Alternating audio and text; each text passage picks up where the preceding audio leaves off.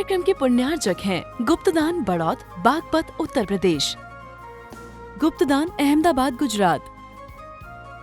श्री हेमंत कीर्ति जैन, प्रवर हेमंत जैन, नागपुर, महाराष्ट्र। मंगलम पंच परमेष्टि मंगलम तीर्थंकरम मंगलम विश्वजिन्धर्मम मंगलम वीरशासनम मंगलम वीरशासनम वंदितो सव्यसिद्धे ध्रुवमचल मनोभवम गतिम पते वोक्षामि समय पाहुड़ मृणमो सुद केवली भड़िदम। समयसार परम मांगलिक ग्रंथ है। आचार्य कुंद देव के द्वारा यह महान ग्रंथ ईसा पूर्व प्रथम शताब्दी में लिखा गया है। 415 इसमें गाथाएं हैं। प्राकृत भाषा में आध्यात्मिक हैं। भगवान महावीर स्वामी की वाणी को परमागम रूप में बहुत सुंदर प्रस्तुत किया है। अधिकार आज से 5वां हम प्रारंभ करते हैं। आश्रव अधिकार, गाथा नंबर 164 और गाथा नंबर 165। आश्रव का स्वरूप क्या है, इसके बारे में पहले जानते हैं। गाथा का उच्चारण करते हैं। मिच्छत्तम अविरमणम कसाय जोगा या सन्न सन्नादो बहुविः भेया जीवे तस्सेव अनन्न परिणामा नानावर्णादियस्य तेदु कम्मस्य कारणम होन्ति तेसिम्पि होदि जीवो या राग दोषादि भाव करो। मिच्छत्तम अविरमणम कसाय जोगाय सन्न सन्नादो बहुविः भेया जीवे तस्सेव अनन्न परिणामा नानावर्णादियस्य तेदुकम्मस्य कारणं होन्ति तेसिम्पि होदि जीवो या राग दोषादि भावे करो। मिथ्यात अवरति योग और कसाय चेतन अचेतन चित्त रूप जो है वे सभी चैतन्य के परिणाम हैं। ज्ञानावरण आदिक अचेतन कर्म के कारण बने, उनका भी तो कारण बने रागादिकारक जीव यह। मिच्छत्तम अविरमणम, मिथ्यात, अविरति या कषाय जोगा और कषाय योग, सन्न सन्नादो, ये 4 आश्रव संग व असंग हैं। चेतना के विकार रूप और जड़ पुद्गल के विकार रूप ऐसे भिन्न भिन्न हैं। जीवे बहुविवेहा, जीव में प्रकट हुए बहुत भेद वाले संग आश्रव हैं वे। तस्सेव अनन्न परिणामा, उस जीव के ही अभेद रूप परिणाम हैं। तू दे, परंतु वे असंग आश्रव नाना वर्णादियस्य ज्ञानावरण आदि कम्मस्य कारणम होन्ति, कर्म के बंधने के कारण हैं। और तेसिम्पि, उनका असंग आश्रवों के नवीन कर्मबंध का निमित्तपना होने का निमित्त भी राग दोषादि भाव करो। राग द्वेष आदि भावों का करने वाला जीवो होदि जीव होता है। यहाँ पर बता रहे हैं कि आश्रव के कारण कौन हैं। तो संग असंग दोनों ही आश्रव के कारण हैं। संग मतलब संगी, असंग मतलब असंगी। यहाँ पर संग मतलब चेतन और असंग मतलब अचेतन। चेतन और अचेतन दोनों ही आश्रव के कारण हैं। जीव अधिकार और अजीव अधिकार। जीव का आधार लोगे, उससे राग द्वेष करोगे, वो भी कर्मबंध का कारण है, आश्रव का कारण है, और अजीव के आधार से भी आश्रव का कारण है। कोई चेतन पदार्थ है, उससे आप प्रेम करते हो या घृणा करते हो, तो उससे भी क्या होगा? आश्रव होगा। और एक अचेतन पदार्थ है, उससे भी तुम प्रेम करो या घृणा करो तो उससे भी क्या होगा? आश्रव होगा। ये बात यहाँ पर मिथ्यात, अवृत्ति, कषाय और योग, कितने? 4। मिथ्यात, अवृत्ति, कषाय और योग, ये 4 बताए हैं। ये चारों कैसे हैं? जीव की तरफ से चेतन हैं और अजीव की तरफ से अचेतन है। मिथ्यात भाव, अवृत्ति भाव, कषाय भाव और योग भाव, ये जो है किसकी तरफ से हो जाएंगे? जीव की तरफ से हो जाएगा। मिथ्यात कर्म, अवृत्ति कर्म, कषाय कर्म, योग कर्म, ये किसकी तरफ से हो जाएगा? अजीव की तरफ से हो जाएगा।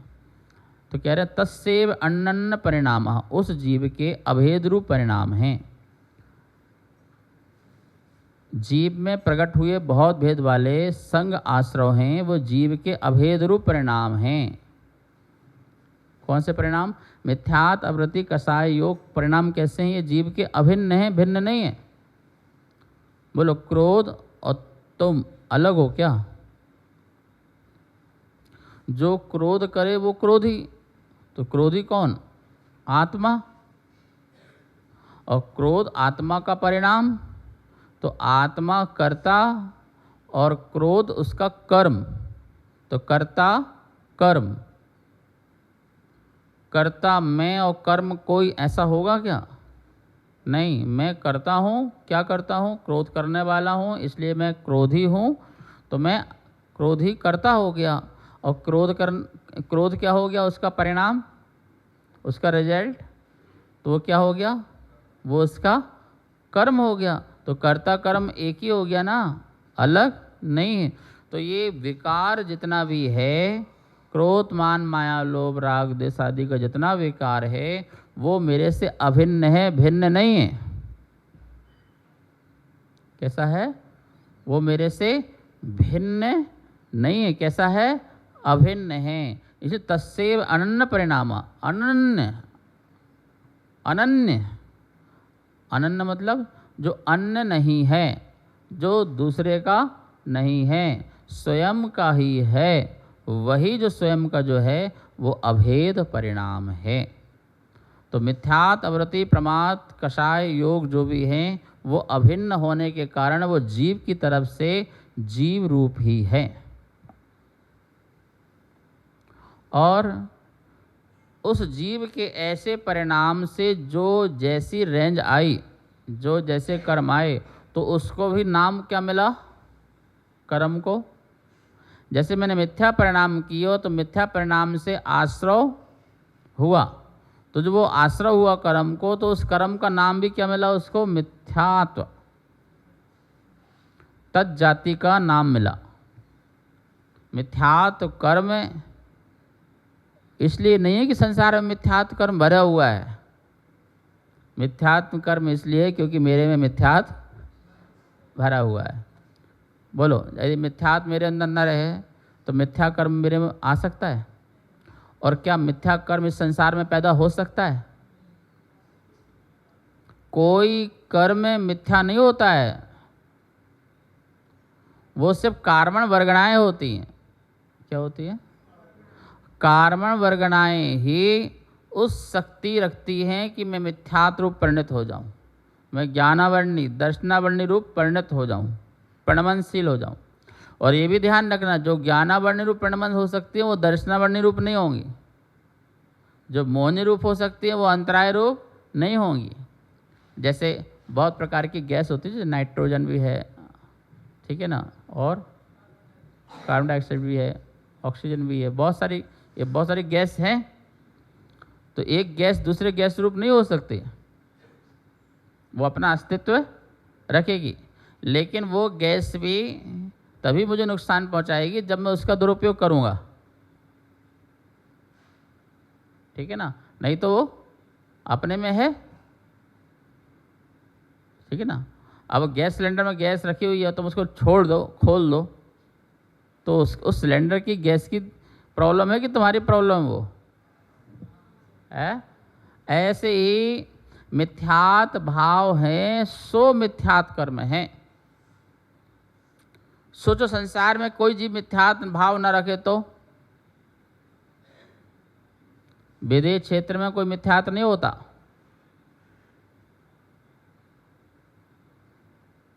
विदेश क्षेत्र में कोई मिथ्यात्व नहीं होता, तो वहां मिथ्यात कर्म है क्या? अरे मिथ्या भाव नहीं, मिथ्यात कर्म, कर्म तो है, कर्म तो है वहां पर, लेकिन उस जीव के मिथ्या कर्म नहीं है। क्यों? क्योंकि उस जीव ने कर्म को मिथ्या रूप परिणमन कराया ही नहीं। कारण वर्गणाएं तो 3 लोक में ठस भरी हुई है, लेकिन उसको हमें मिथ्यात कर्म रूप करना है, ज्ञानावरण करना है। इसके लिए तुम्हें स्वयं पहले उस जाति के परिणाम करना पड़ेंगे।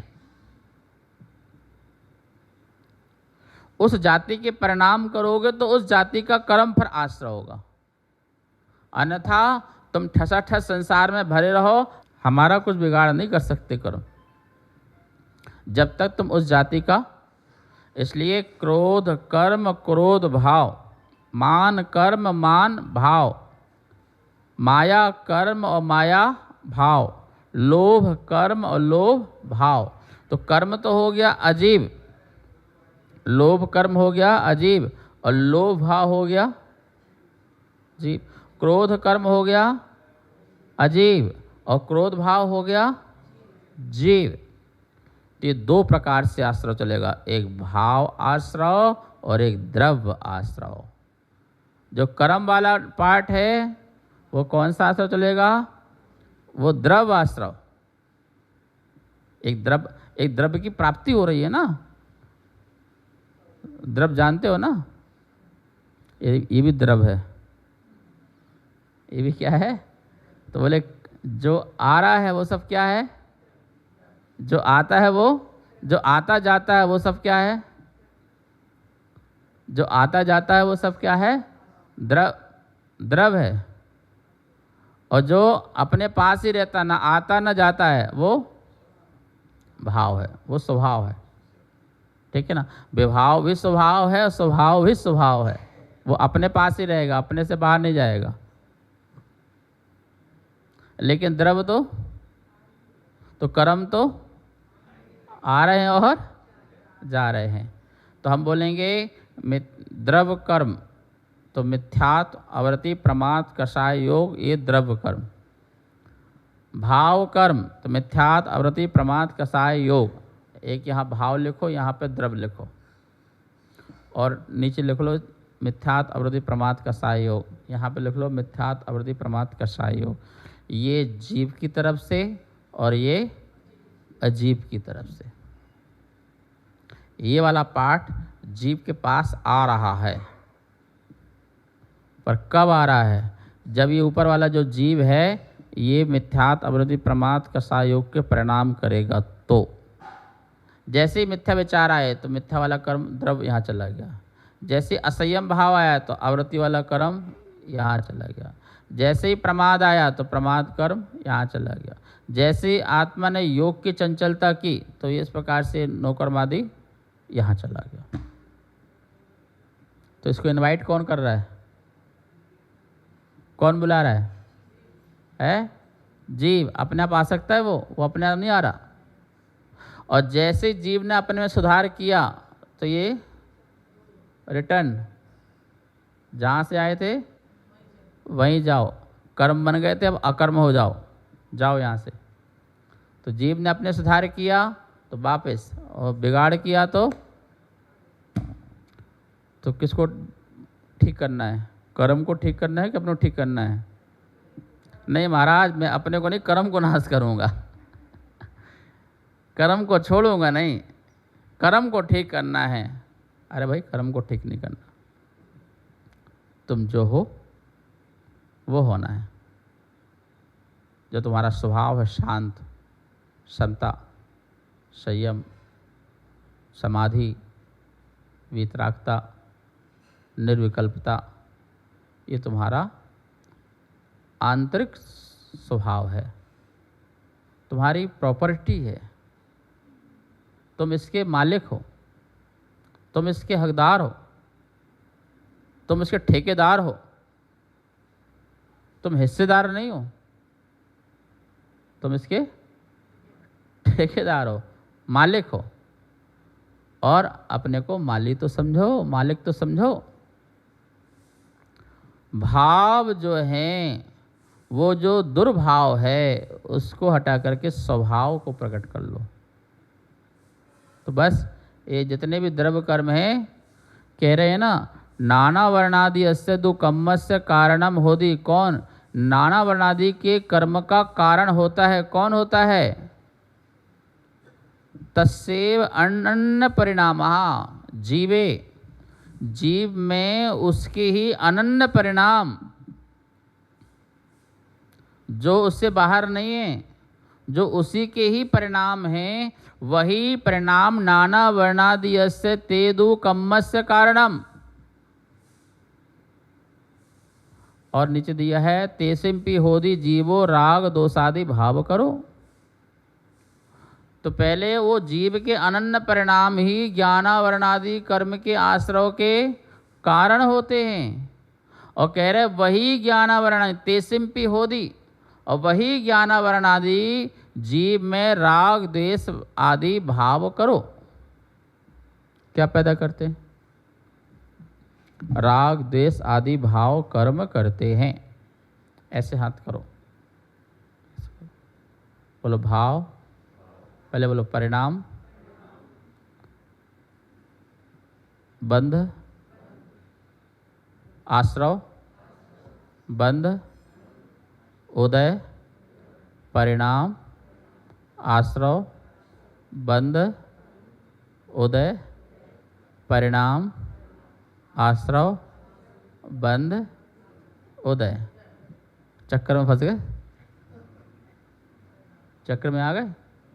परिणाम हुआ, परिणाम से आश्रव हुआ, आश्रव से बंध हुआ, बंध से फिर उदय हुआ, वो उदय आएगा, उदय के बाद फिर परिणाम हुआ, परिणाम का फिर आश्रव हुआ, फिर बंध हुआ, फिर परिणाम हुआ, उदय हुआ, फिर परिणाम हुआ। तो क्या चल रहा है? ये अज्ञानी का चक्र चल रहा है। अज्ञानी उदय आ रहा है तो उदय के अनुरूप बहाव में जा रहा है। जैसा उदय आया और उसी के अनुरूप क्या हो गया? बहाव में चला गया। जैसा पानी का बहाव आ रहा है, पानी के साथ साथ उसका अपना कोई पुरुषार्थ नहीं हो रहा भाई बचाव का। अपनी भुजाओं में थोड़ा सा बल तो लाओ। चलो बाढ़ आ गई एक अलग बात है, पानी का बहाव तेज आ गया और हम बहते जा रहे एक अलग बात है, लेकिन कुछ तो पुरुषार्थ करो, कुछ तो हाथ पैर चलाओ और कुछ तो किनारे में आने का जोश लाओ। लेकिन हार ही मान लिया, नहीं अब तो हम कुछ नहीं कर सकते, सीधे क्रोध कर्म का उदय आया, क्रोध कर रहे हो तुम। जैसे इस कर्म का उदय आ रहा है वैसे वैसे तुम्हारा बहाव बहते जा रहा है। ये अज्ञान, ये चक्र कभी निकलेगा नहीं। इसी को बोलेंगे अनादि, अनादि अनंत। बोलो ये अनादि अनंत। अब बोलो सा अनादि अंत। ये अनादि था और अब क्या करना है? इसका अंत करना है। ये अंत कहाँ पे जाके होगा बताओ? परिणाम, आश्रव, बंध, उदय, परिणाम और आश्रव। तो कहाँ पे जाकर किसका अंत करेंगे? आश्रव में, बंध में, उदय में या परिणाम में? कहाँ पे करोगे बंध इसका? परिणाम। ये जो उदय हो रहा है, कर्म का जो उदय हो रहा है, तो उदय के समय जो हमें समझना है परिणामों को, इसको कर्म को उदय तो आएगा, बुखार आएगा तो शरीर तो नुकसान होगा ही होगा, तो कर्म को उदय तो आया, अब परिणाम संभालना है। किसी का योग और वियोग जो हो रहा है वो तो उदय में आया, अब क्या संभालना है? परिणाम संभालना, क्योंकि परिणाम संभाले तो आश्रव गया, आश्रव गया तो बंद गया, बंद गया तो आगे का फ्लो जो उदय था वो गया, तो ये सब तीनों गया, तो क्या बचा एकमात्र परिणाम। और कौन सा परिणाम बचेगा फिर? शुद्ध परिणाम, न पाप का परिणाम ना पुण्य का परिणाम, एकमात्र बोलो शुद्ध का परिणाम। तो भैया मुख्य धारा पकड़ लो ये दो गाथाओं में कि आश्रव का कारण कौन है। बोले कि अनन्य परिणाम से तस्सेव जीवस्य, जीव के जो अनन्य परिणाम हैं, किसके? मिथ्यात अवृत्ति प्रमाद कषाय के जो अनन्य परिणाम है, उससे भिन्न परिणाम नहीं है, बिल्कुल अभिन्न परिणाम है, वो कारण है नाना वर्णादि से। बोलो द्रव्य कर्म भाव कर्म, द्रव्य कर्म भाव कर्म, द्रव्य अजीब वाला, भाव कर्म जीव वाला, क्रोध मानादि। भाव कर्म कारण है द्रव्य कर्म के, बोलिए। भाव कर्म कारण है द्रव्य कर्म, और द्रव्य कर्म कारण है भाव कर्म के। भाव कर्म से द्रव्य कर्म, और द्रव्य कर्म का जब उदय आएगा तो अब इतना वाला चक्र खत्म कर दो, ऐसे हाथ पकड़ो। भाव कर्म, द्रव्य कर्म, भाव कर्म। अब ये लगा लो बस, द्रव्य, अब ऐसे कर लो, ऐसे मत घुमाओ। द्रव्य कर्म, भाव कर्म, भाव कर्म, द्रव्य कर्म। अब ये आगे पीछे ऐसे चलो बस, ठीक है ना। भाव कर्म किया तो द्रव्य कर्म हो गया, और द्रव्य कर्म का उदय आया तो भाव कर्म हो गया। अब ये ऐसे होते रहेंगे, इसको छोड़ना है। मिथ्यात अवृत्ति कषाय योग, ये मेरे भाव कर्म हैं, और इसके कारण मिथ्यात अवृत्ति कषाय योग उसी जाति का कर्म बनता है। क्रोध मान माया लोभ ये मेरे भाव कर्म हैं, और इसके कारण क्रोध मान माया लोभ द्रव्य कर्म का आश्रय बंद होता है। और द्रव्य क्रोध मान माया लोभ द्रव्य कर्म हैं, और इसके उदय से जीव के क्रोध मान माया लोभ भाव कर्म होते हैं। तो एक चेतन का विकार और एक अचेतन का विकार, न स्वयं जी रहे और न किसी को, स्वयं तो बेचैन है ही है, और कर्म को भी क्या कर रखा है? क्या कर रखा है?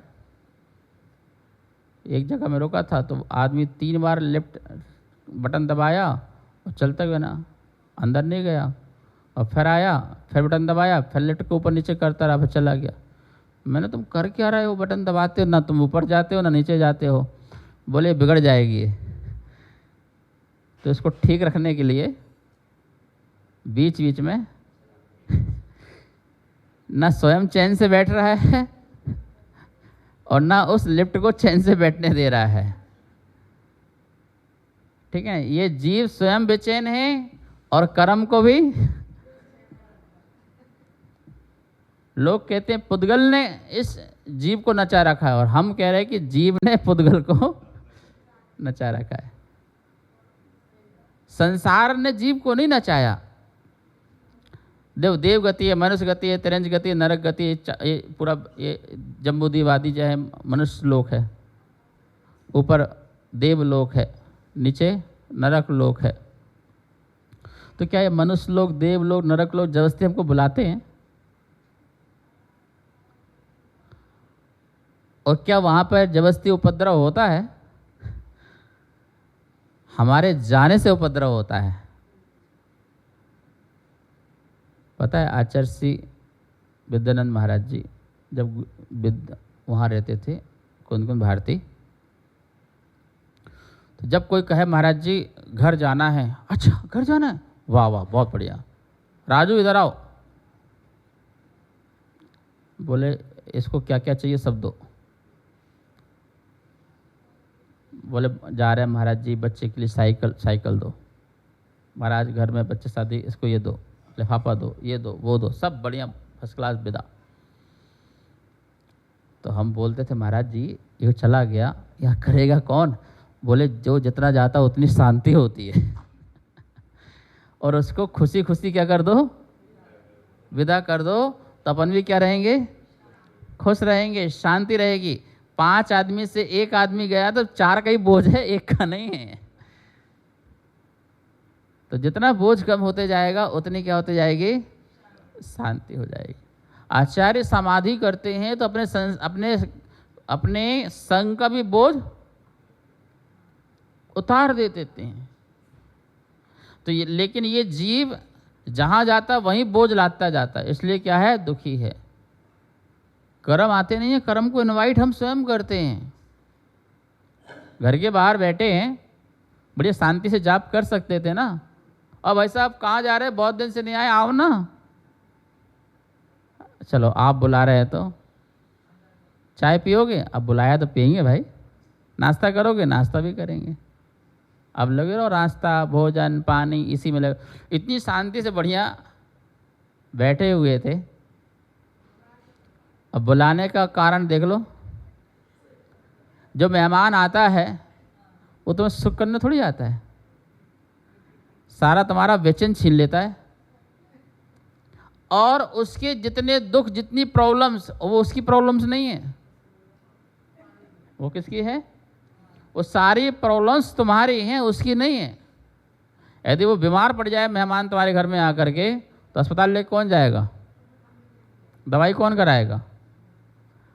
और उसने हल्के से कह दिया, सुना है दिल्ली में बहुत अच्छी अच्छी चीज़ें हैं घूमने लायक। अच्छा हाँ बहुत अच्छी है, अब चिंता मत करो, हम खड़ी कर लेंगे, कल चलेंगे ना, पूरा घूमेंगे, चिंता नहीं करो। अब दुकान भी गई पैसा भी गया, समय भी गया, ताकत भी गई, सब गया। अब लगे रहा उसमें। सुनो, ये मेहमान कर्म है। एक कर्म भी हम भी इनवाइट कर रहे हैं ना, कर्म थोड़ी अपने आप आ रहे हैं। जैसे अपन ने मेहमान को फ़ोन करके खाली बैठे तो फ़ोन लगा दी, क्या बात है, बहुत दिन से तुम आ नहीं रहे, जा नहीं रहे, मिल नहीं रहे हो, भूल गए क्या? नहीं भूले, हम कल आ रहे हैं बिल्कुल। और कर्म तो बोलता हम कल नहीं आ रहे। तुम बोलो कर्म से कि भूल गए, हम नहीं भूले नहीं हैं। तुम तो वहीं उसी वक्त, महाराज जी तुमने वहां गुस्सा किया नहीं कि कर्म, तुमने वहां असाधना करी नहीं कि कर्म, तुम एक क्षण मात्र को प्रमाद हुए नहीं कि बंदर एक क्षण मात्र को प्रमाद कर ले, चूक जाए तो नीचे गिर जाएगा। वो छलांग लगा रहा हो, एक क्षण का प्रमाद कर ले तो कहाँ चले जाएगा? उसका छलांग लगाते समय पूरा उपयोग रहता है। पता है वो अपने स्थान पे ना पहुंच पाए तो रिटर्न भी हो सकता है। जहाँ से कूदा था वहीं छलांग लगाते हो, ऐसे रिटर्न करो वापस आ सकता है। इतना सतर्क रहता है। जीव को सतर्क रहना है, ज्ञानी को सतर्क रहना है। कर्म आश्रव बंध को नहीं बांधना है। द्रव्य कर्म से भाव कर्म, भाव कर्म द्रव्य कर्म जो व्यवस्था है इसको हटानी है। शेष विषय कल। जा वाणी के ज्ञान से सूझे लो कालो, शो वाणी मस्तक धरो सदा देत हो धो। हे जनवाणी भारती तो हे जपो दिन रेन, जो तेरी शरणा धरे सो पावे सुख चैन। 9 बार नमो। इस कार्यक्रम के पुण्यार्चक हैं गुप्तदान बड़ौत, बागपत, उत्तर प्रदेश। गुप्तदान अहमदाबाद, गुजरात। श्री हेमंत कीर्ति जैन, प्रवर हेमंत जैन, नागपुर, महाराष्ट्र।